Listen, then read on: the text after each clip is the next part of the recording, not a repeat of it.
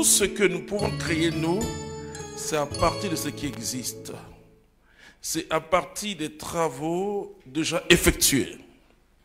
Alors, connaître ce Dieu-là nous rapproche de lui parce que connaître, ce n'est pas simplement regarder quelqu'un.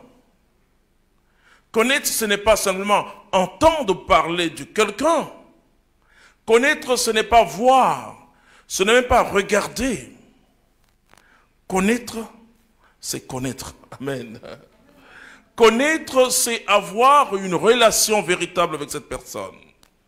Et c'est pourquoi dans la Bible, quand la Bible dit que Abraham connut Sarah, on parle là de quelque chose de très intime. Et donc, quand la parole de Dieu nous dit connaître, dans Jean chapitre 3, Jean chapitre 17, verset 3, tu vas nous lire ce texte très simple et qui va nous permettre de comprendre que le but de notre vie spirituelle, c'est de connaître Dieu. Et celui que Dieu a envoyé, Jésus-Christ. Il n'y a pas autre chose.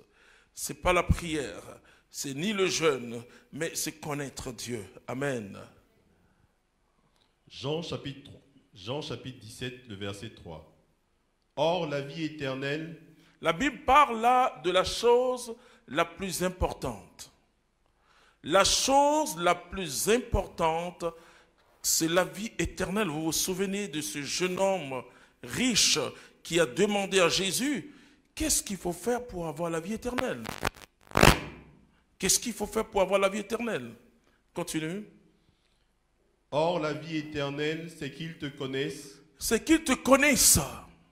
Toi, le seul véritable Dieu. Le seul véritable Dieu. Et celui que tu as envoyé, Jésus-Christ. Vous voyez, donc la vie éternelle, c'est connaître Dieu et son Messie. La vie éternelle, ce n'est pas la prière. La vie éternelle, c'est connaître Dieu. Connaître, c'est entrer dans les profondeurs. Et connaître Dieu change notre vision de la vie. La vie éternelle, ce n'est pas une quantité infinie de Dieu. De vie, plutôt, c'est une quantité infinie de qualité de vie. L'âme vivra éternellement. Soit, et je ne souhaite pas ça pour une personne, soit dans l'enfer, en enfer, dans l'éternité de l'enfer, soit avec Dieu.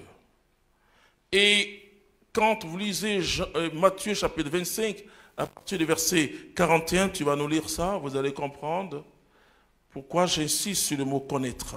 Matthieu chapitre 25, le verset 41. Alors il dira encore à ceux de gauche. Ceux de gauche. Et je souhaite que tu sois de ceux de droite. Allez loin de moi, maudits, dans le feu éternel qui a été préparé pour le diable et ses anges. La Bible parle d'un feu éternel. La Bible ne parle pas d'un feu momentané, mais d'un feu éternel. Et la Bible nous dit clairement que ce feu a été préparé pour le diable et ses anges, c'est-à-dire les anges déchus.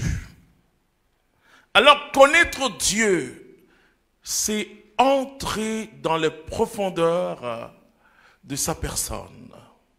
Et là, c'est le Saint-Esprit.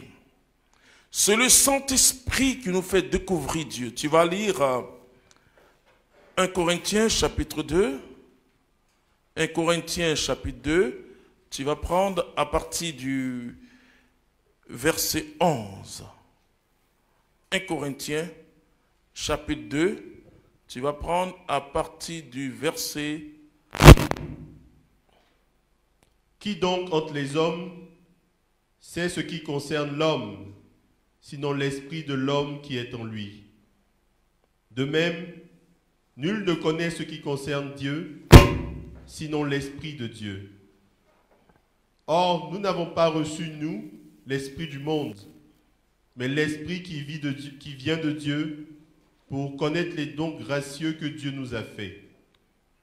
Et nous en parlons non pas avec des discours enseignés par l'humaine sagesse, mais avec ceux qu'enseigne l'Esprit, exprimant en termes spirituels des réalités spirituelles. L'homme psychique, l'homme charnel, n'accueille pas ce qui est de l'Esprit de Dieu. N'accueille pas ce qui est de l'Esprit de Dieu. C'est folie pour lui et il ne peut le connaître, car c'est spirituellement qu'on en juge. L'homme spirituel, au contraire, Et je souhaite que tu sois un homme spirituel, une femme spirituelle ce soir. juge de tout et lui-même n'est jugé par personne. On peut acclamer Dieu pour cette merveilleuse parole.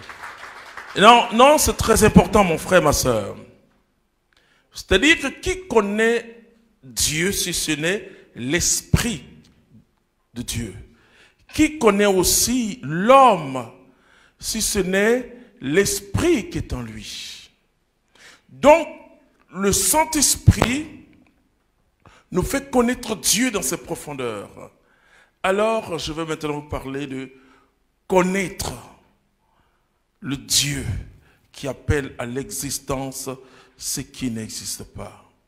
Le drame aujourd'hui, c'est que nous sommes des pratiquants,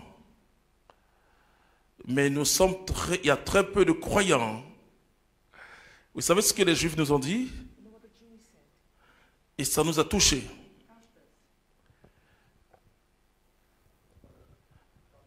Ils nous ont dit ceci. Speak. Ils nous ont dit ceci. Vous êtes des prieurs. Et parce qu'ils ont vu beaucoup de groupes chrétiens aller à Jérusalem pour prier. Mais il dit, nous sommes des croyants. Et ça a failli me bousculer à l'intérieur. Alors, j'ai écouté ces gens parler. Ils nous ont enseigné des choses. Et mais c'était la Bible qu'ils récitaient. Mais ils ne récitaient pas la Bible comme nous on le fait. En disant, il est écrit dans 2 Chroniques chapitre 4. Mais ils vivaient 2 Chroniques chapitre 4. Ils vivaient cela. Et on s'est regardé, je me souviens de ce jour-là. J'ai pris ma fille Mariam à côté. J'ai dit, tu es une croyante? Ou bien tu es une pieuse? Elle dirait une croyante. Et cela est très important, mon frère, ma soeur. Il nous faut comprendre que la vie de Dieu est à notre disposition par le Christ. Mais si tu ne connais pas Dieu, tu deviens prieur. Mais si tu connais Dieu, tu deviens croyant. C'est-à-dire que tu connais Dieu. La vie éternelle consiste à te connaître. Toi, le vrai Dieu. Vous voyez, il y a beaucoup de personnes qui pensent que Dieu se met en colère. Non, Dieu ne se met pas en colère contre toi. Mais Dieu souffre avec toi.